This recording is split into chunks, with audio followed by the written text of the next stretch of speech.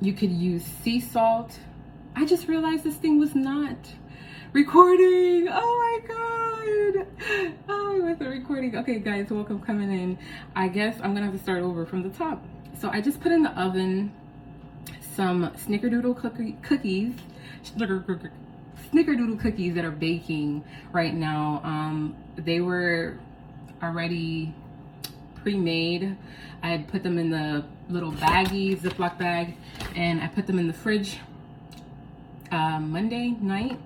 And so I just had to just thaw them out and allow, roll them up and dunk them in the cinnamon sugar, which is my favorite part. And I'm sure my son's going to enjoy those. So those are baking right now. And so I'm just going to show you guys quickly what I did for Passover's meal. This was pretty simple. I thought this was recording, so I'm gonna have to repeat everything, but that's okay. So for Passover, guys, it's my first Passover meal. I made some lamb leg, and I did it with kind of spices that were that gave it like a really nice smoky flavor. I tried a little bit of it. So good, guys. I'm gonna probably link another video with the full recipe in this, or I may just put it in the comment box. Just let me know if this is something that you're interested in doing, because cooking is what I love and this is what I do. So if you want to know how, just stay tuned. And so I also made some homemade unleavened bread from scratch using all-purpose unbleached organic flour. You could use whatever flour you have on hand, but I prefer to use the unbleached flour because it's just better for you. So I use just about maybe a cup and a half of flour. I don't really measure this stuff, guys. I cook, I bake. This is what I do. Like literally, guys, if you don't believe me, like with the rolling pin and all, like this is what I do. Okay, so I don't use measurements, but if you need to use a measurement, just eyeball or get your measuring cup, about 1.5 cups of flour.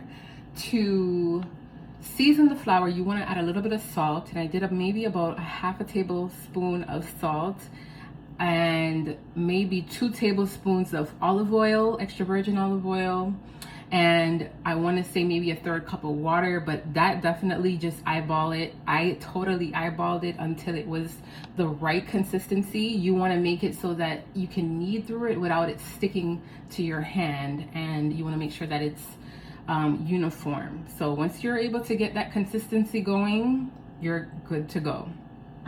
So with the unleavened bread, I did end up going over it with some olive oil once I rolled them out into the desired pieces and I laid them on my pan. I just smeared some olive oil over them, had my oven preheat, and I sprinkled some garlic powder and some parsley flakes on there. So that's going to give it a little bit of flavor. I also put some yeast, which is high in B12 vitamin. Guys, I am huge for vitamins and minerals and make sure we're getting everything. So what a great way to get that supplement in there. And it gives it a beautiful kind of cheesy garlic kind of naan. If you're into naan and eating that kind of stuff, it just adds a little bit more flavor to that, because it can get quite bland. You're not using a lot of different things. So I tried a little bit of it with the meat and it was so good, guys. So yummy. That meat is very juicy. And so for vegetables, I sauteed a little bit of this red cabbage and red onion, and I also garnished it and seasoned it with all-purpose seasoning, just a little bit. I want to say maybe about a tablespoon. You sprinkle that over there with some coconut oil, and I used the shavings of an orange to kind of give it a little more zest. It's gonna add a little bit of zing to the dish. And I also put some cilantro to give it a little bit more of that herby kind of fresh flavor. You're gonna realize that this is gonna marry very, very well. And what I did with the tomatoes was to dice in a little bit of those those big supple tomatoes that are connected to the vine. I forget what they're called, guys, but help me out. Those tomatoes are really good for adding to your vegetable dishes because they're so supple and they add a bit of freshness, and it has more flavor, I noticed, than the other kind. So what I'm gonna do while we're here is I'm gonna start packaging this stuff up and getting ready to take this stuff out. So you know what I'm gonna do?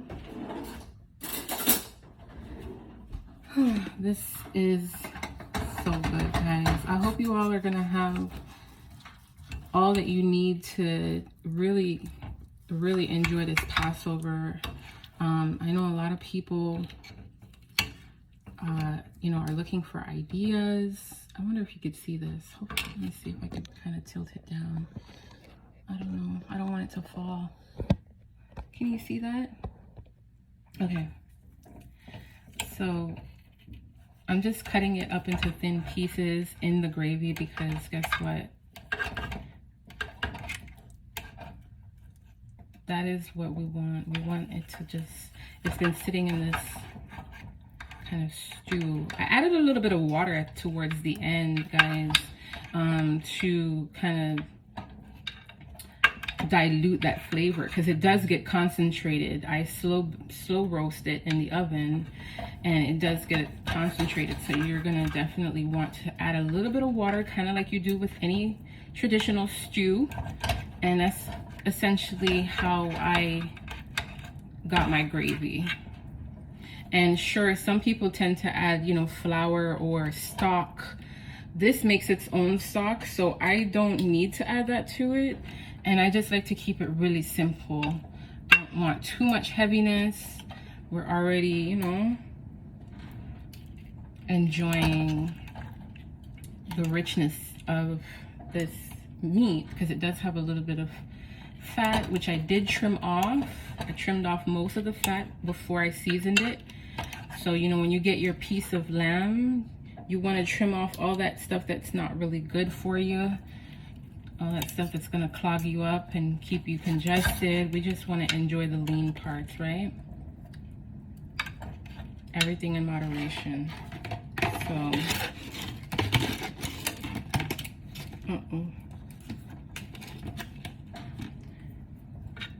and so those snickerdoodle cookies are going to come out of the oven by the time I'm finished getting dressed, and that'll be the dessert. I don't know if you can tell, but I definitely add some red chili flakes to this dish because it adds that smoky flavor, guys. You know, if you have Scotch bonnet, or if you have red chili flakes, dried chili flakes, or even the chili pepper itself, this will be a great option.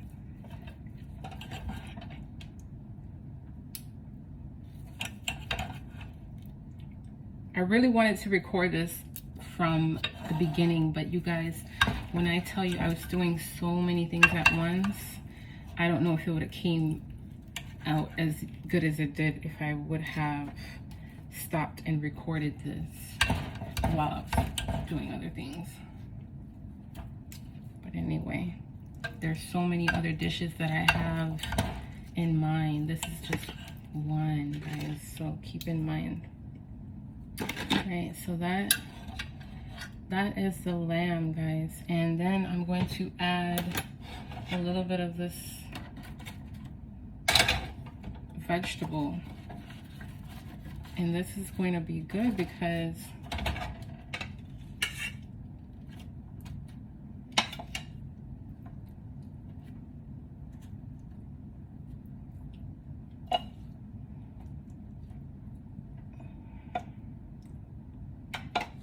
now typically Passover you eat with bitter herbs. Bitter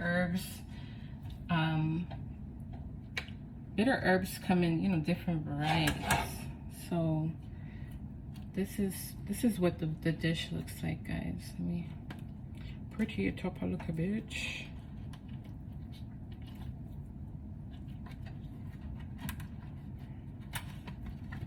Those cookies, I could smell them, but mostly I smell the lamb, guys.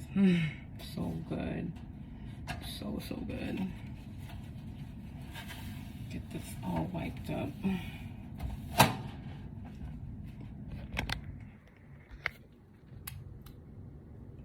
So this is what the dish looks like. This is what the vegetables look like. Yummy, yummy, yummy. You can see the cilantro, you can see the cabbage, the orange zest, and I'm gonna try a little bit of it right here, right now, because yes,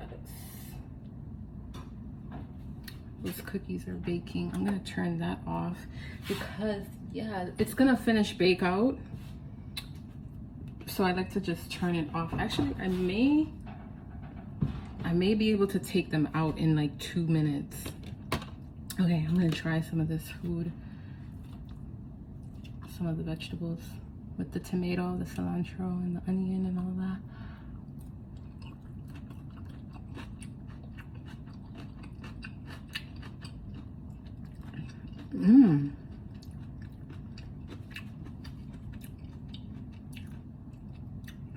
That's good.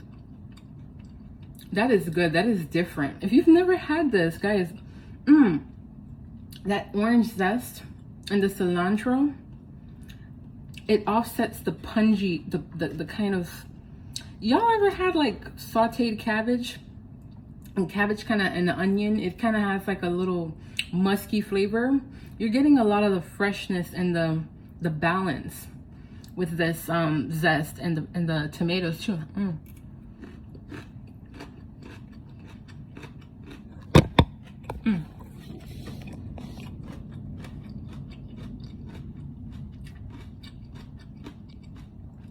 Oh yeah.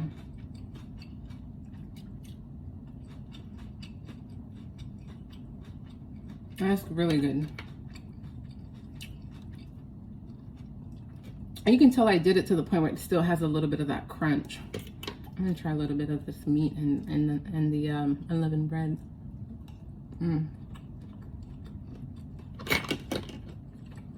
Guys, that is delicious.